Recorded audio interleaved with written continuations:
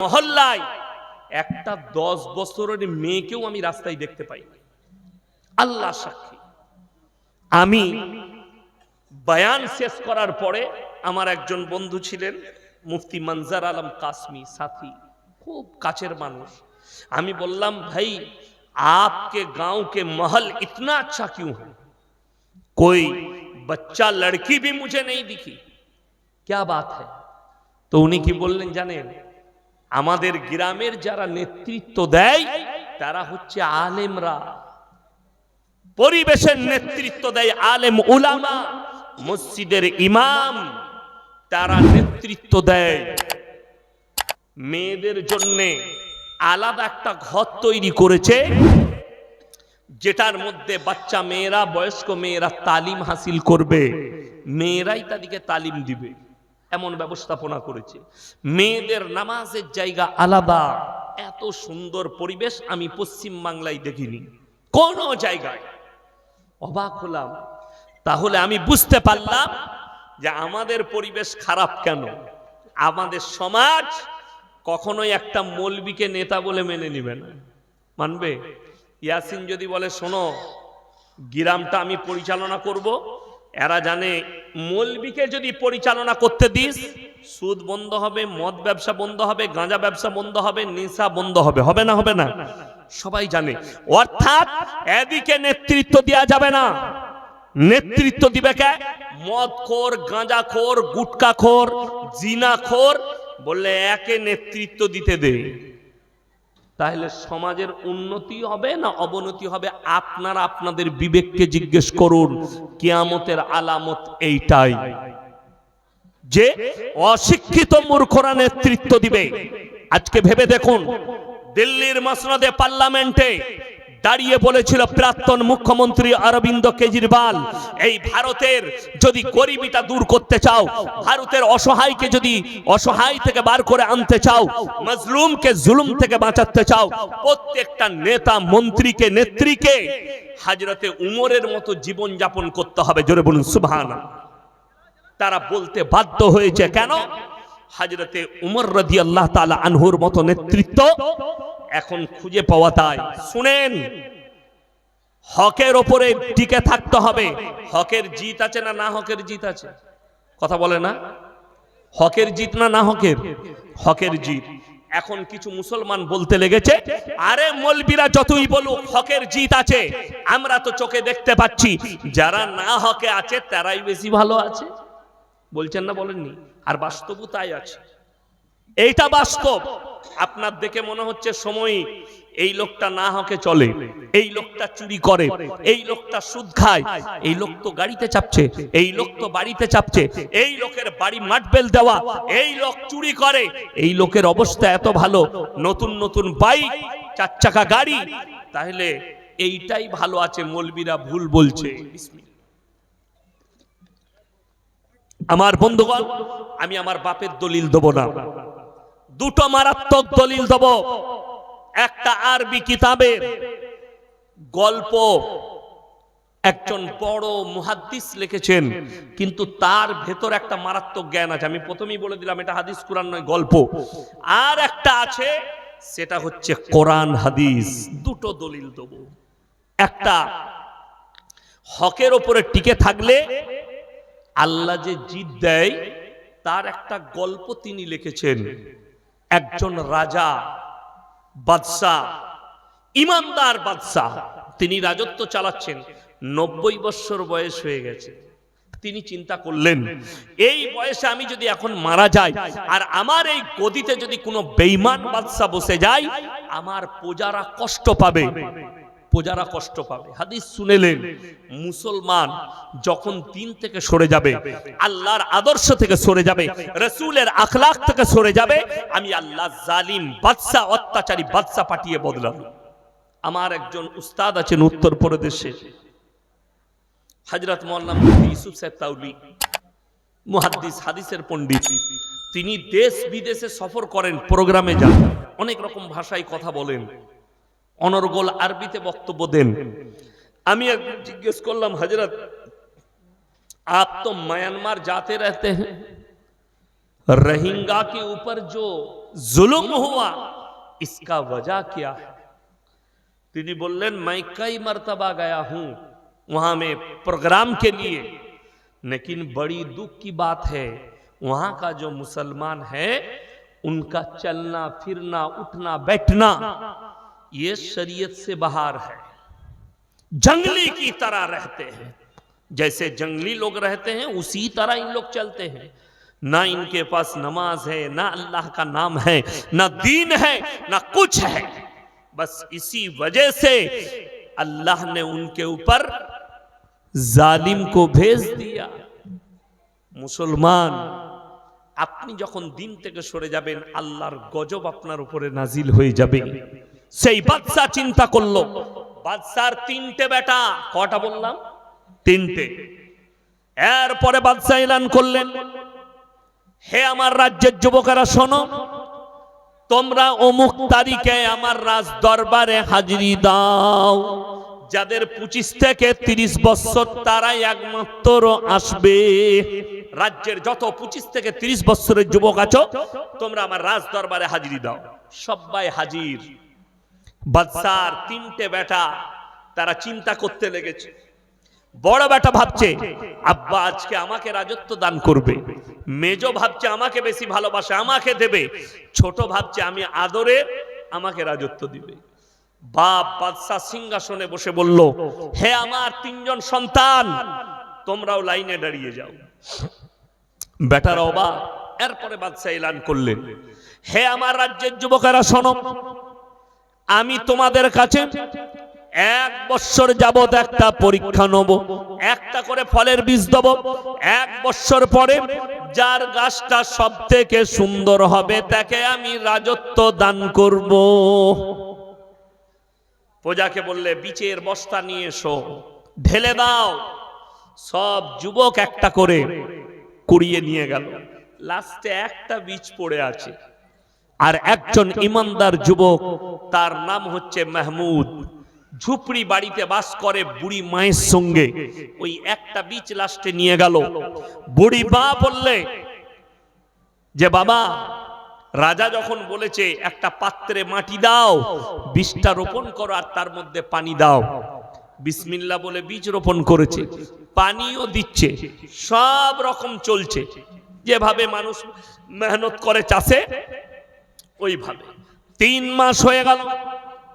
সমস্ত রাজ্যের যুবকদের টবেতে গাছ বেরিয়েছে, কিন্তু মাহমুদের টবেতে কোনো গাছ বের হয়নি। মাহমুদ আল্লাহর কাছে কাঁদলেন, ওগো আল্লাহ, আমি একজন ইমানদার ছেলে, নামাজি মুসল্লি, হকের ওপরে টিকে আছি, আমার টবে কেন গাছ বের হয়নি?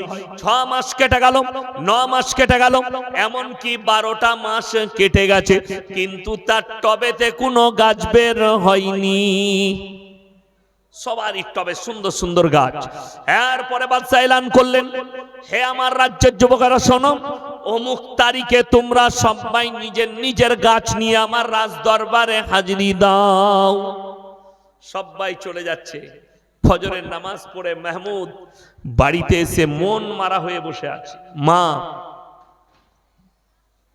বাবা তোমার মনে এত দুঃখ, কি ব্যাপার? মা, আজকে ডেকেছে বাদশা, কিন্তু আমি কোন মুখ নিয়ে যাব, আমার টবেতে তো কোনো গাছ নেই।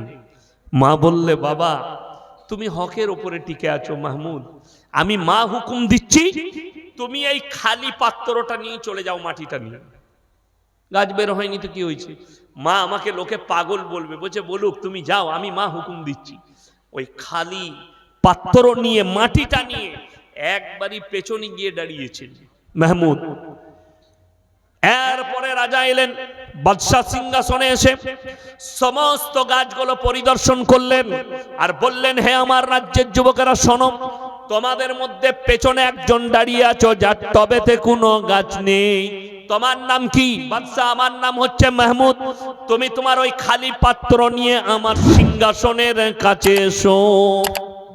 ভয়ে ভয়ে এলো, আর সব ছেলেরা হাসছে, কেউ পাগল বলছে যে এটা পাগল পাগল হবে, কোনো গাছ নেই, এমনি চলে এসছে। সিংহাসনের কাছে টব নামালো।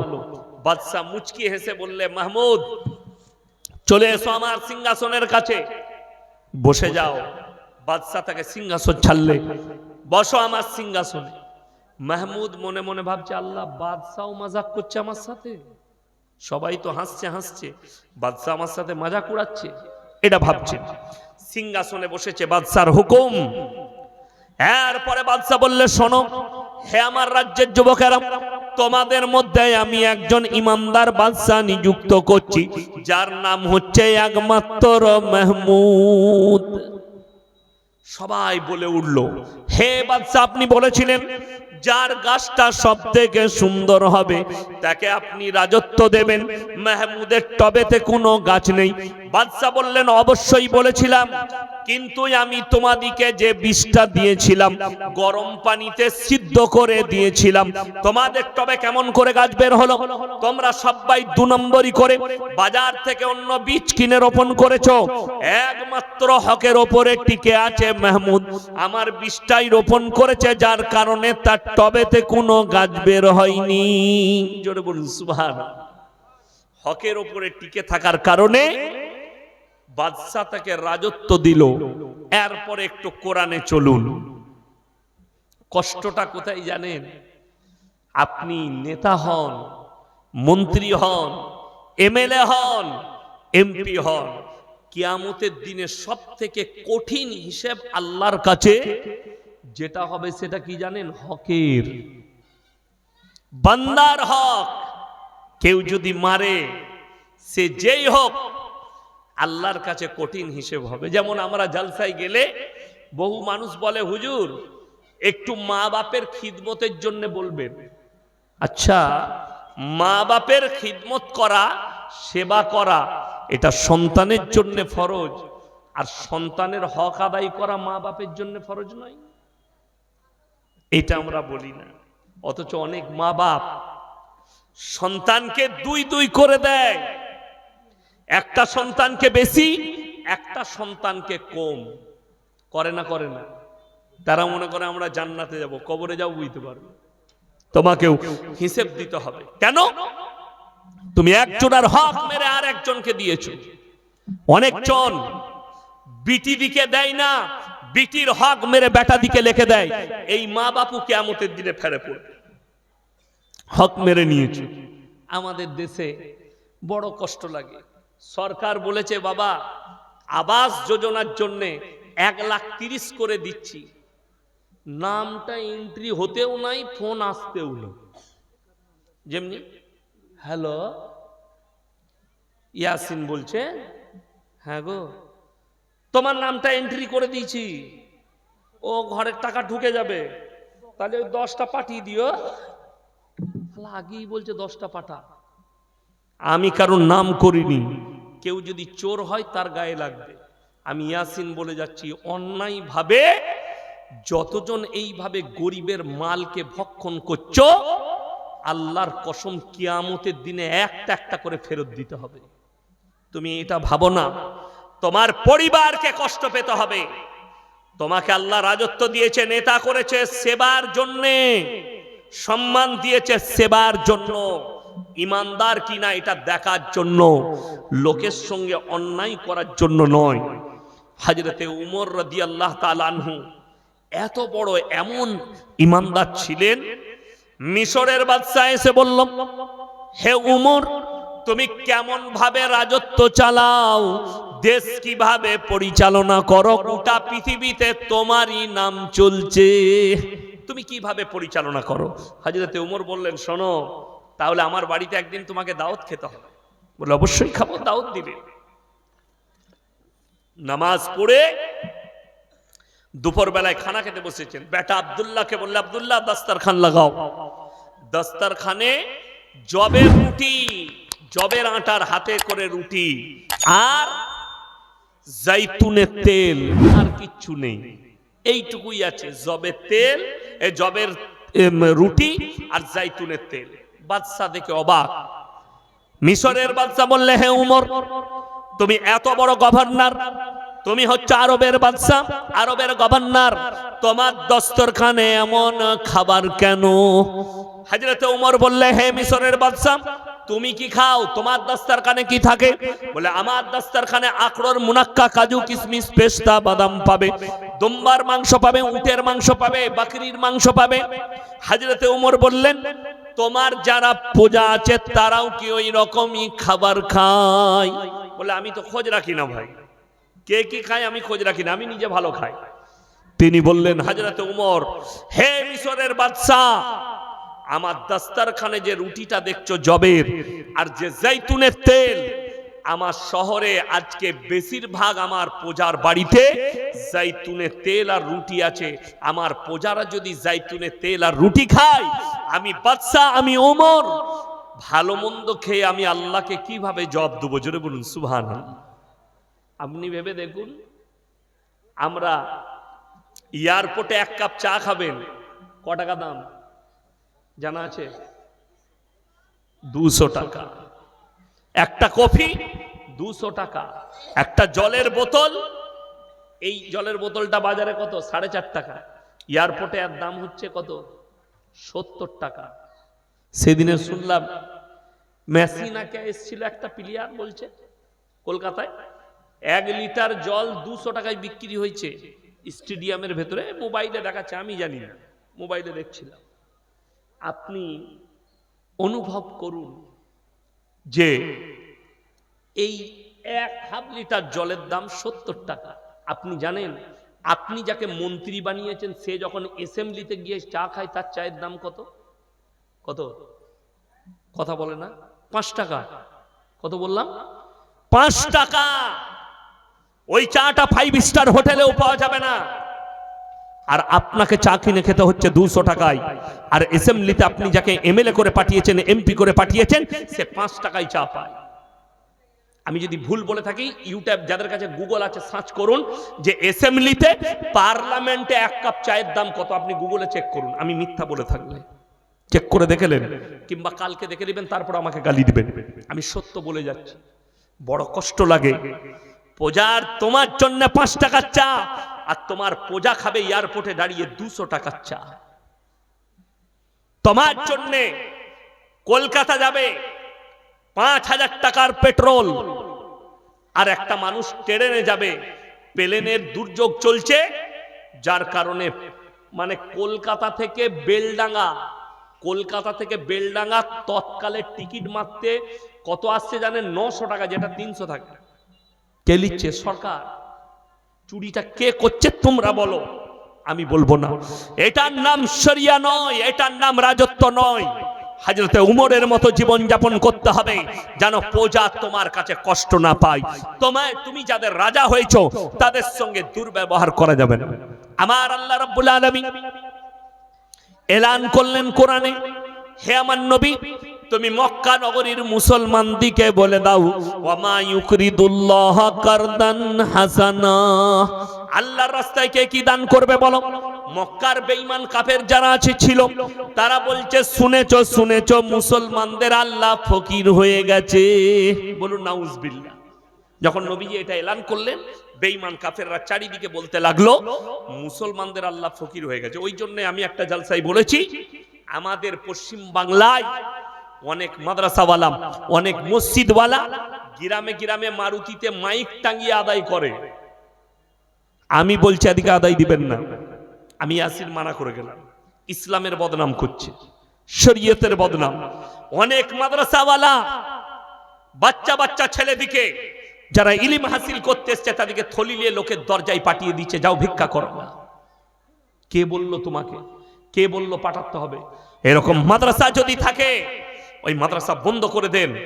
যদি একটা গরিব এতিমের বাচ্চাকে যদি থলি নিয়ে পাঠান যে ইলম শিক্ষা করতে এসছে, মারুতি ভ্যান নিয়ে বাজার আদায় করছে, যারা শিক্ষিত লোক আছেন তারা আমার বক্তব্যটা বোঝার চেষ্টা করবেন। ধরেলেন পুকুরিয়া বাজারে কোনো মুসলমান ভাই মাথায় টুপি দিয়ে মারুতি করে মাইক লাগিয়ে আদায় করছে, মাদ্রাসার লেগে টাকা দাও। আপনি বসে আছেন, আপনার একজন হিন্দু বন্ধু আছে, সে কি বলবে জানেন? তোদের মৌলবীরা ভিক্ষা করে খায়। বলবে না? বলবে না? বলবে। কত বড় বদনাম। আচ্ছা বলুন তো, আমরা মৌলবীরা মসজিদে এসে আপনাদের কাছে যখন এলান করি, ভাই আমার মাদ্রাসার জলসা আছে, আপনারা যে যা পারবেন দিবেন, এতগুলো ছেলের পাগড়ি হবে, সমাজ দেয় না? দেয় না?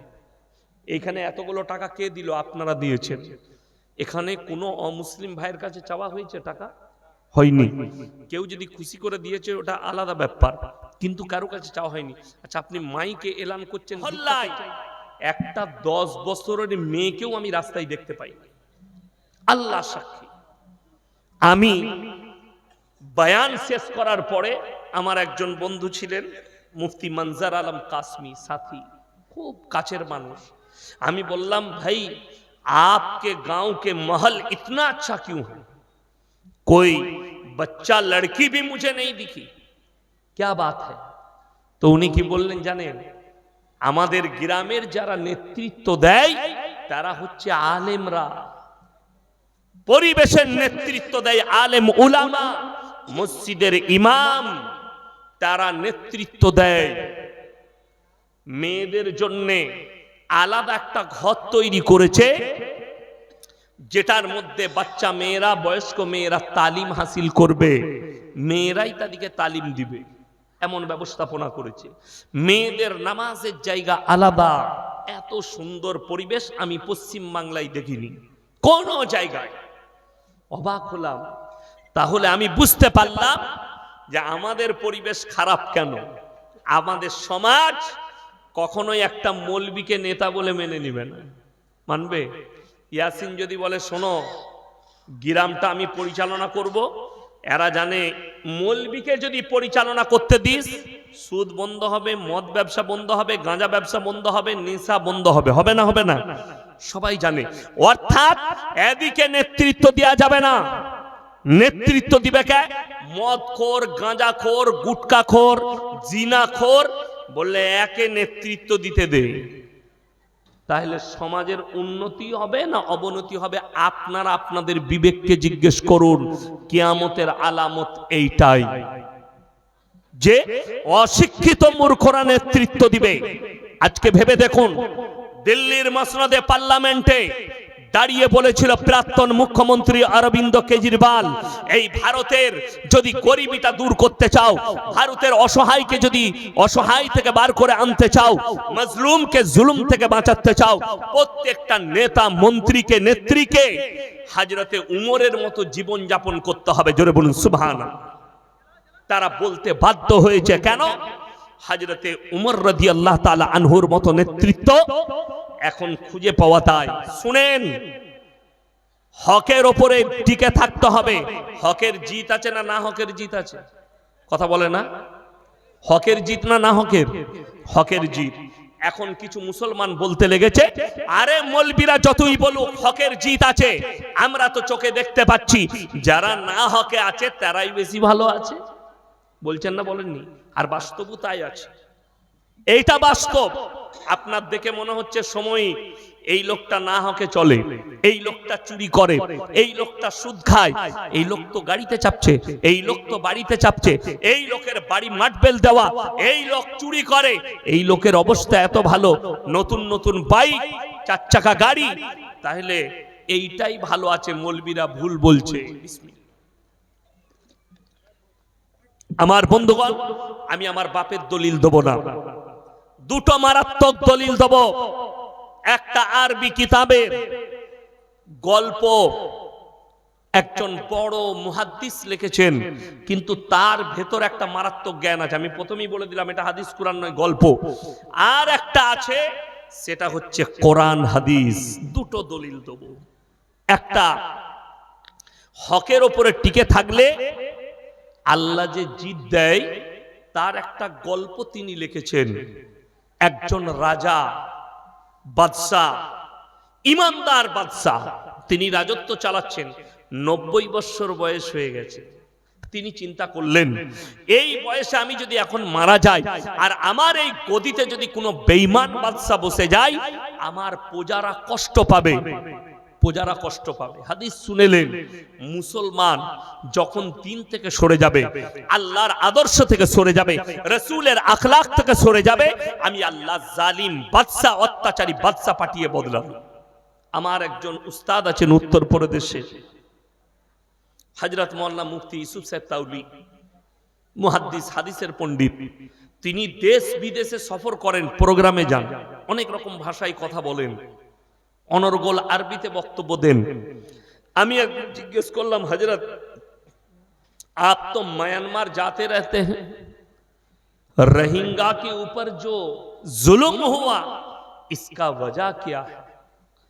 তিনি বললেন मैं कई मर्तबा गया हूं वहां में प्रोग्राम के लिए, लेकिन बड़ी दुख की बात है वहां का जो मुसलमान है उनका चलना फिरना उठना बैठना ये शरीयत से बाहर है।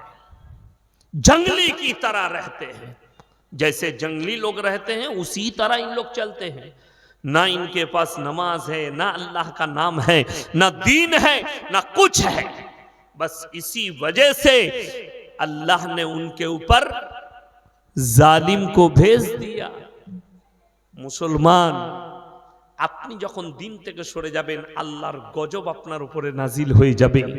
সেই বাদশা চিন্তা করলো, বাদশার তিনটে বেটা, কটা বললাম? তিনটে।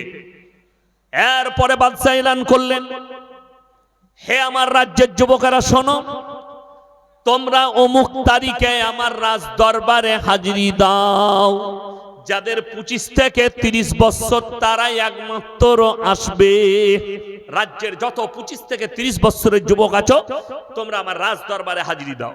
সবাই হাজির। বাদশার তিনটে বেটা তারা চিন্তা করতে লেগেছে।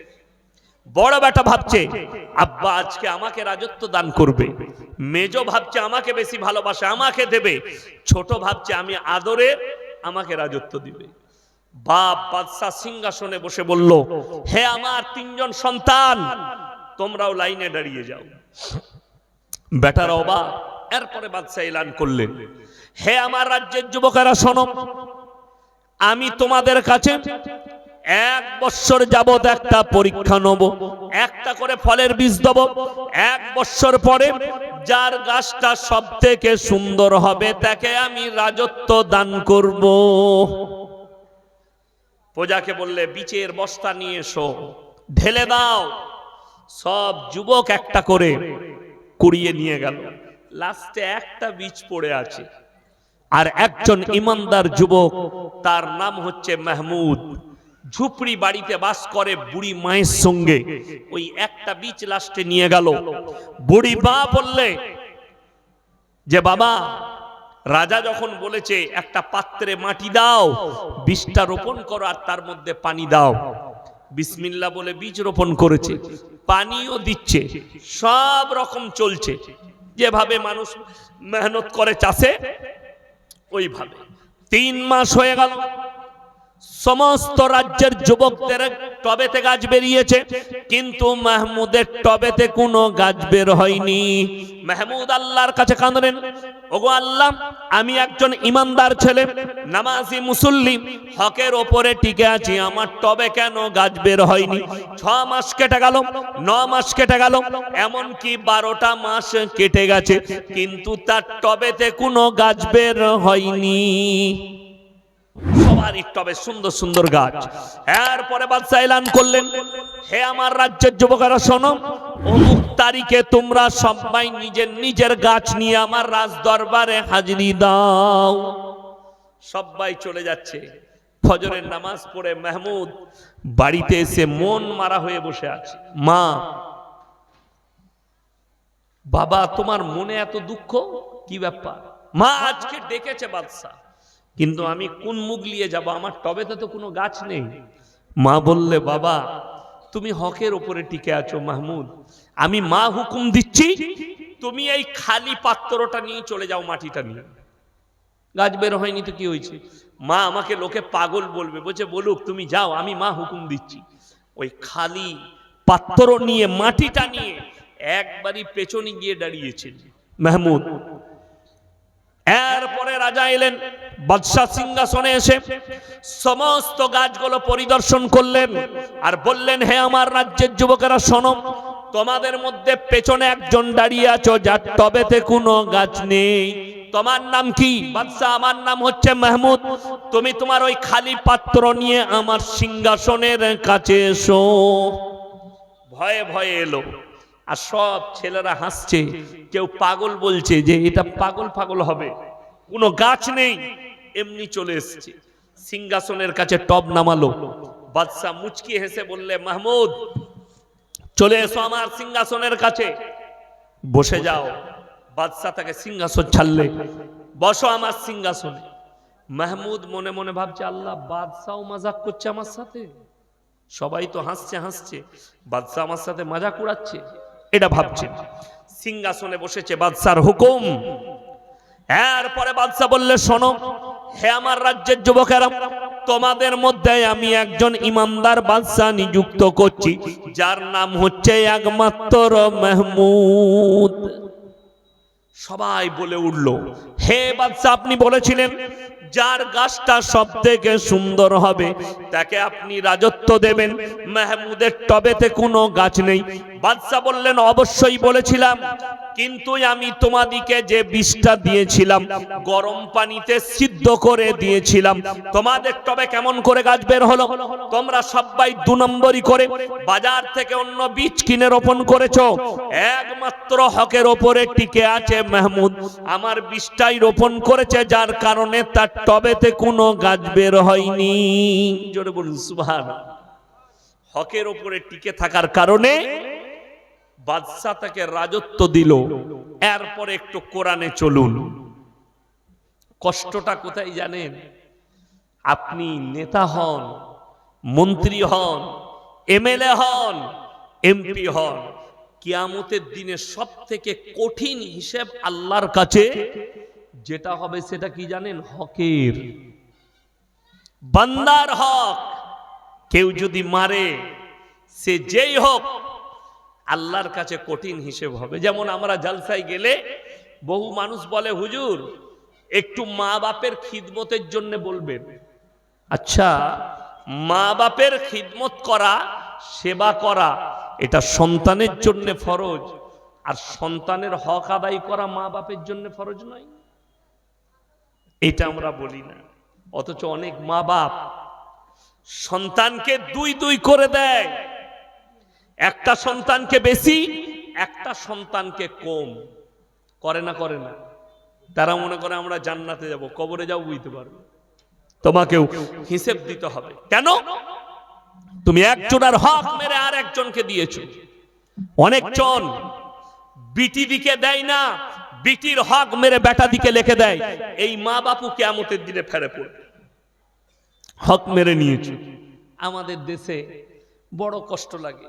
সরকার বলেছে, বাবা আবাস যোজনার জন্য 1,30,000 করে দিচ্ছি, নামটা এন্ট্রি হতেও নাই, ফোন আসতেও নেই।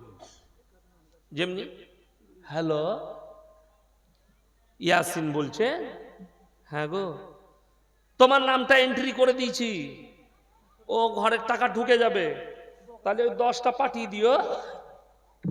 আগেই বলছে 10টা পাঠা। আমি কারোর নাম করিনি, কেউ যদি চোর হয় তার গায়ে লাগবে। আমি ইয়াসিন বলে যাচ্ছি, অন্যায় ভাবে যতজন এইভাবে গরিবের মালকে ভক্ষণ করছো, আল্লাহর কসম কিয়ামতের দিনে একটা একটা করে ফেরত দিতে হবে। তুমি এটা ভাবো না, তোমার পরিবারকে কষ্ট পেতে হবে। তোমাকে আল্লাহ রাজত্ব দিয়েছে, নেতা করেছে সেবার জন্যে, সম্মান দিয়েছে সেবার জন্য, ইমানদার কিনা এটা দেখার জন্য, লোকের সঙ্গে অন্যায় করার জন্য নয়। হযরতে উমর রাদিয়াল্লাহু তাআলা আনহু এত বড় এমন ইমানদার ছিলেন, মিশরের বাদশা এসে বলল, হে উমর, তুমি কেমন ভাবে রাজত্ব চালাও, দেশ কিভাবে পরিচালনা করো, গোটা পৃথিবীতে তোমারই নাম চলছে, তুমি কিভাবে পরিচালনা করো? হযরতে উমর বললেন, শোনো, তাহলে আমার বাড়িতে একদিন তোমাকে দাওয়াত খেতে হবে। বলে, অবশ্যই খাবো, দাওয়াত দিবে। নামাজ পড়ে দুপুর বেলায় খানা খেতে বসেছেন। বেটা আব্দুল্লাহকে বললে, আব্দুল্লাহ দস্তরখান লাগাও। দস্তরখানে জবের রুটি, জবের আটার হাতে করে রুটি, আর জাইতুনের তেল, আর কিচ্ছু নেই, এইটুকুই আছে। জবের তেল, জবের রুটি আর জাইতুনের তেল। বাদশা দেখে অবাক। মিশরের বাদশা বললে, হে উমর, তুমি এত বড় গভর্নর, তুমি হচ্ছে আরবের বাদশা, আরবের গভর্নর, তোমার দস্তরখানে এমন খাবার কেন? হযরতে উমর বললে, হে মিশরের বাদশা, তুমি কি খাও, তোমার দাস্তারখানে কি থাকে? বলে আমার দাস্তারখানে আখরোট, মুনাক্কা, কাজু, কিশমিশ, পেস্তা, বাদাম পাবে, দুম্বার মাংস পাবে, উটের মাংস পাবে, বকরির মাংস পাবে। হযরতে ওমর বললেন, তোমার যারা পূজা আছে তারাও কি ওই রকমই খাবার খায়? বলে আমি তো খোঁজ রাখি না ভাই, কে কি খায় আমি খোঁজ রাখি না, আমি নিজে ভালো খাই। তিনি বললেন, হযরতে ওমর, হে মিশরের বাদশা, আমার দাস্তারখানে যে রুটিটা দেখছো জবের, আর যে জৈতুনের তেল, আমার শহরে আজকে বেশিরভাগ আমার প্রজার বাড়িতে জৈতুনের তেল আর রুটি আছে। আমার প্রজারা যদি জৈতুনের তেল আর রুটি খায়, আমি বাদশা, আমি ওমর, ভালো মন্দ খেয়ে আমি আল্লাহকে কিভাবে জবাব দেবো? জোরে বলুন সুবহানাল্লাহ। আপনি ভেবে দেখুন, আমরা এয়ারপোর্টে এক কাপ চা খাবেন, ক টাকা দাম জানা আছে? 200 টাকা। একটা কফি 200 টাকা। একটা জলের বোতল, এই জলের বোতলটা বাজারে কত? 4.5 টাকা। এয়ারপোর্টে এর দাম হচ্ছে কত? 70 টাকা। সেদিনে শুনলাম মেসিনাকে এসেছিল একটা প্লেয়ার, বলছে কলকাতায় 1 লিটার জল 200 টাকায় বিক্রি হয়েছে স্টেডিয়ামের ভেতরে। মোবাইলে দেখাচ্ছে, আমি জানি না, মোবাইলে দেখছিলাম। আপনি অনুভব করুন যে এই 1/2 লিটার জলের দাম 70 টাকা। আপনি জানেন, আপনি যাকে মন্ত্রী বানিয়েছেন সে যখন অ্যাসেম্বলিতে গিয়ে চা খায়, তার চায়ের দাম কত? কত? কথা বলে না? 5 টাকা। কত বললাম? 5 টাকা। ওই চাটা 5 স্টার হোটেলেও পাওয়া যাবে না। আর আপনাকে চা কিনে খেতে হচ্ছে 200 টাকায়। আর অ্যাসেম্বলিতে আপনি যাকে এমএলএ করে পাঠিয়েছেন, এমপি করে পাঠিয়েছেন, সে 5 টাকায় চা পায়। আমি যদি ভুল বলে থাকি, ইউটিউব যাদের কাছে গুগল আছে সার্চ করুন যে অ্যাসেম্বলিতে, পার্লামেন্টে 1 কাপ চায়ের দাম কত, আপনি গুগলে চেক করুন। আমি মিথ্যা বলে থাকলে চেক করে দেখেলেন, কিংবা কালকে দেখে নেবেন, তারপর আমাকে গালি দিবেন। আমি সত্য বলে যাচ্ছি। বড় কষ্ট লাগে, প্রজার তোমার জন্য 5 টাকার চা, আর তোমার প্রজা খাবে এয়ারপোর্টে দাঁড়িয়ে 200 টাকার চা। তোমার জন্য কলকাতা যাবে 5000 টাকার পেট্রোল, আর একটা মানুষ ট্রেনে যাবে, প্লেনের দুর্যোগ চলছে, যার কারণে মানে কলকাতা থেকে বেলডাঙ্গা তৎকালের টিকিট মারতে কত আসছে জানেন? 900 টাকা, যেটা 300 টাকা। কে লিখছে? সরকার। চুরিটা কে করছে তোমরা বলো, আমি বলবো না। এটার নাম শরিয়া নয়, এটার নাম রাজত্ব নয়। হযরতে উমরের মতো জীবন যাপন করতে হবে যেন প্রজা তোমার কাছে কষ্ট না পায়। তুমি যাদের রাজা হয়েছো তাদের সঙ্গে দুর্ব্যবহার করা যাবে না। আমার আল্লাহ রাব্বুল আলামিন এলান করলেন কোরআনে, হে আমার নবী, তুমি মক্কা নগরীর মুসলমানদিকে বলে দাও, ওয়ামা ইউকরিদুল্লাহ কারদান হাসানা, আল্লাহর রাস্তায় কে কি দান করবে বলো? মক্কার বেঈমান কাফের যারা ছিল, তারা বলছে, শুনেছো মুসলমানদের আল্লাহ ফকির হয়ে গেছে। বলুন নাউজুবিল্লাহ। যখন নবীজি এটা এলান করলেন, বেঈমান কাফেররা চারিদিকে বলতে লাগলো, মুসলমানদের আল্লাহ ফকির হয়ে গেছে। ওই জন্য আমি একটা জালসায় বলেছি, আমাদের পশ্চিম বাংলায় অনেক মাদ্রাসাওয়ালা, অনেক মসজিদওয়ালা গ্রামে গ্রামে মারুতিতে মাইক টাঙিয়ে আদায় করে। আমি বলছি এদিকে আদায় দিবেন না। আমি ইয়াসিন মানা করে গেলাম। ইসলামের বদনাম করছে, শরীয়তের বদনাম।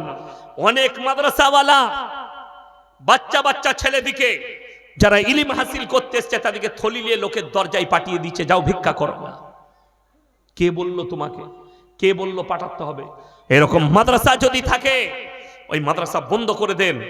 যদি একটা গরিব এতিমের বাচ্চাকে যদি থলি নিয়ে পাঠান যে ইলম শিক্ষা করতে এসছে, মারুতি ভ্যান নিয়ে বাজারে আদায় করছে। যারা শিক্ষিত লোক আছেন তারা আমার বক্তব্যটা বোঝার চেষ্টা করবেন। ধরেলেন পুকুরিয়া বাজারে কোনো মুসলমান ভাই মাথায় টুপি দিয়ে মারুতি করে মাইক লাগিয়ে আদায় করছে, মাদ্রাসার লেগে টাকা দাও। আপনি বসে আছেন, আপনার একজন হিন্দু বন্ধু আছে, সে কি বলবে জানেন? তোদের মৌলবীরা ভিক্ষা করে খায়। বলবে না? বলবে না? বলবে। কত বড় বদনাম। আচ্ছা বলুন তো, আমরা মৌলবীরা মসজিদে এসে আপনাদের কাছে যখন এলান করি, ভাই আমার মাদ্রাসার জলসা আছে, আপনারা যে যা পারবেন দিবেন, এতগুলো ছেলের পাগড়ি হবে, সমাজ দেয় না? দেয় না? এখানে এতগুলো টাকা কে দিল? আপনারা দিয়েছেন। এখানে কোনো অমুসলিম ভাইয়ের কাছে চাওয়া হয়েছে টাকা? হয়নি। কেউ যদি খুশি করে দিয়েছে ওটা আলাদা ব্যাপার, কিন্তু কারো কাছে চাওয়া হয়নি। আচ্ছা, আপনি মাইকে এলান করছেন, ভিক্ষা করছেন, বা